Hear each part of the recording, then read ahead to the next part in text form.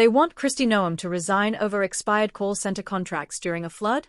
Let's talk about what the media isn't telling you about FEMA negotiations and why this whole outrage might be wildly overblown. The request put in, and when did you approve it? And is this accurate that there's this $100,000 sign-off that The you have to do? $100,000 sign-off is for every contract that goes through the Department of Homeland Security. So you did implement that's that policy. It's an accountability on contracts that go forward, but there was no break in contracts. Those contracts were approved as soon as they were in front of me, and FEMA knew they were fully to deploy the instant that the local officials asked for the request. When did you get the request for these search and rescue teams and other resources? They were immediately responded. What yes, day? and everyone will tell you. According to reports, they didn't arrive until. The governor until will say, well, this is what I think Tuesday. is really unfortunate, is that we have a situation where so many individuals are playing politics with what happened to Texas.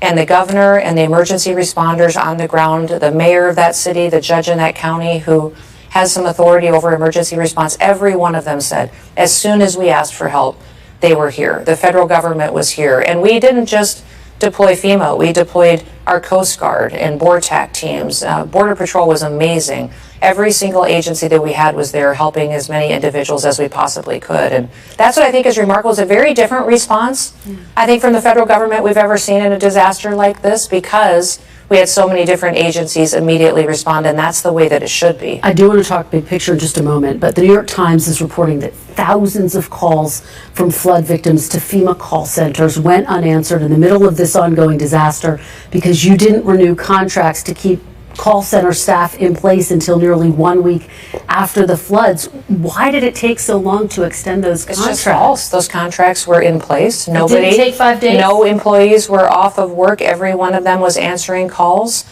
So false reporting, fake news, and it's discouraging. It's discouraging that during this time when we have such a loss of life and so many people's lives have turned upside down, that people are playing politics with this because the response time was immediate. And if you talk to anyone in Texas that was there, that was a part of this operation, they would say the federal government and President Trump immediately responded. Just to be very clear, on July 7th, 15.9% of calls were answered.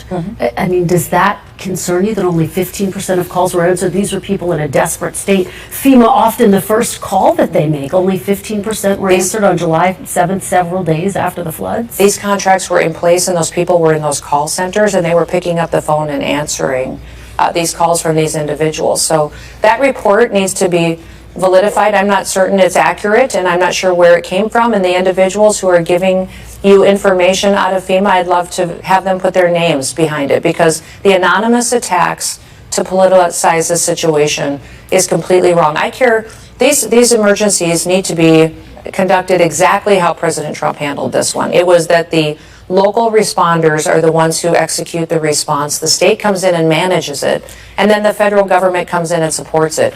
And as soon as Texas asked for anything, we were there. Just very quickly, I mean, disasters often cost millions, if not billions of dollars. You've acknowledged there is this policy you implemented to sign off on contracts that exceed $100,000. Why add extra red tape when there is a crisis of this magnitude? It's not extra red tape. It's making sure everything is getting to my level and that it's immediately responded to. This was not slowed down at all. In fact, it was much more responsive. If you remember, I was there. I was standing right there long before this report ever came out, and people were asking and we were granting permission in real time. So the false reporting has been something that is inappropriate, and it's something that I think we need to clear up, and that this response was by far the best response we've seen out of FEMA, the best response we've seen out of the federal government in many, many years, and certainly much better than what we saw under Joe Biden. Two more quick ones on FEMA, then we need to get to deportation. Senator Elizabeth Warren is calling for you to resign. Your response, is there any chance you would resign? No, there's not, and I hadn't heard that, but I don't care what she thinks. And right you are, Kristi. You shouldn't care what Senator Warren or a whole bunch of other Democrats who are calling for her to resign have to say about how she's handling this. In fact, that's exactly why I want her to stay in. As I was researching this story, which took a while because there's definitely something fishy going on, I realized it's not about what's being reported but what isn't. I'll get to that in a moment, but first I have to talk about the $100,000 contract issue. Kristi Noem has a policy that any contract costing over $100,000 has to cross her desk so she can review it carefully. For someone who was in charge of FEMA, that's a fantastic idea. And here's the deal. Gold loves President Trump. Under Trump's first term, the price of gold soared 53% and the price of silver jumped 51%. Since the start of the second term, gold has skyrocketed even higher, breaking records and even outperforming stocks. What I like about precious metals like gold and silver is that they've been used as a store of value for centuries. Governments can't easily manipulate them, and they are often used as hedges against market risk and inflation. That's why I partnered with the amazing people over at Goldco, an award-winning precious metals company. They are fans of this show and have helped millions of Americans purchase over $3 billion in gold and silver. Right now, you can get a free copy of their 2025 gold and silver kit, and you might also qualify for their unlimited silver bonus offer. Don't wait. Go to politigold.com to learn more, or call 855-644-GOLD. As for the contract issue, I think she might need to up the scale, but I'm not entirely sure how those contracts work. What I do know is, contracts are negotiated between multiple parties, and sometimes a contractor will try to highball the price to get more money than they actually need. Kristi Noem might call them back and say, "Hey, can we lower this by about $20,000 and then we've got ourselves a deal?" If they say no, she can go with another contractor willing to undercut them, but if they've worked with her before, she might want to give them the benefit of the doubt. That's how these negotiations usually go, and it's a good thing for someone in her position to do. When the floods occurred on July 4th in the Guadalupe River in the hill country of Texas, the FEMA response was actually pretty good at first. But according to a New York Times report on Friday, the agency laid off hundreds of call center contractors in the middle of the crisis on July 5th. They answered well over 99% of the calls on July 4th, but FEMA's response dropped to just 35.8% and 15.9% of calls over the following 2 days. In other words, a whole lot of those contracts ended on July 5th, right after major flooding, and that's what ends up happening in these situations. Contract negotiations often work like this. A contractor might come in and say, "Hey, you really need us, there's a crisis, so we're going to squeeze you for more money." Kristi Noem wasn't allowing that, and on one hand, I really appreciate it.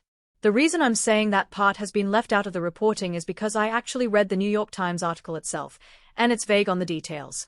There's no explanation from Noem's camp about why the contracts expired or weren't immediately renewed, and no back and forth or comments from those contractors claiming they were stonewalled.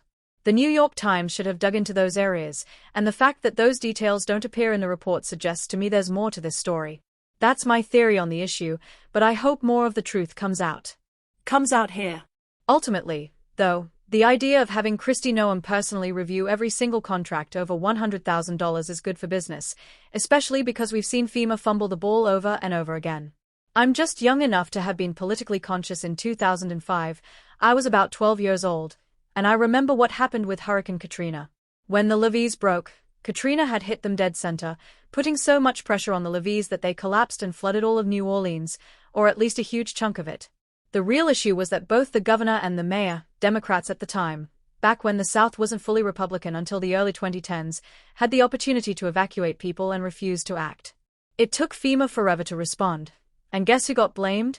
That's right, President George W. Bush and FEMA took the heat, and the American people haven't really forgiven FEMA ever since. Most had nearly forgotten about it, until last year when Hurricane Colleen collided with another low-pressure system, funneled up all this rain and dumped it on the Great Smoky Mountains and the Piedmont area of western North Carolina, devastating the region and taking forever for FEMA to respond. In fact, they were so slow that the Amish were coming in and rebuilding things faster than FEMA could, because FEMA didn't have the resources or didn't care. They even voluntarily transferred money that had been allocated to FEMA to help Alejandro Mayorkas mess around with other projects, money that should have stayed with FEMA, especially since it was the middle of hurricane season during a La Nina event. It makes no sense for that to happen in western North Carolina, and it just shows how badly FEMA was doing its job. That logistical mess isn't happening out in Texas right now. There are people on the ground trying to help pick up the pieces as quickly as they can. Yet the Democratic Party and mainstream media are latching onto a tiny sliver of the story that some contracts lapsed, making it harder for people to call FEMA, and acting like that's comparable to the massive failures of Katrina or western North Carolina. I'm sorry, but that doesn't even come close. And now Democrats are calling for Kristi Noem to resign over this? That's not a good look. I can admit that letting these contracts expire right when the floodwaters hit was a mistake. That's exactly when Kristi Noem should have gotten back into the office, made a few quick phone calls, and tried to negotiate something cheaper rather than letting them lapse. But you know what? Given how FEMA has actually responded to this disaster, I think it's a drop in the bucket. Having some contracts expire for people to take calls just isn't the big scandal the mainstream media is making it out to be, and honestly, no one's really buying it. That's the reality, folks. But let me know what you think down in the comments below. Am I off base in thinking this is really just about contract negotiations? Seriously, let me know what you think.